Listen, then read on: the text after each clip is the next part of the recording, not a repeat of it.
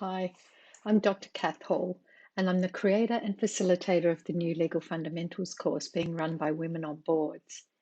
I'm an experienced corporate governance expert who's worked in Australia and overseas for over 20 years, most recently as an associate professor at the Australian National University College of Law.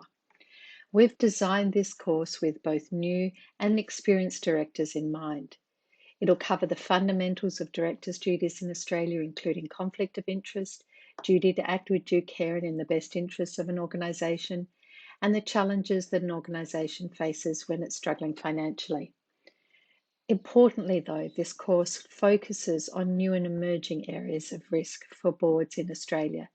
These include topics such as ESG, corporate social responsibility, cybersecurity, and whistleblowing. We've designed this course to be highly interactive and practical.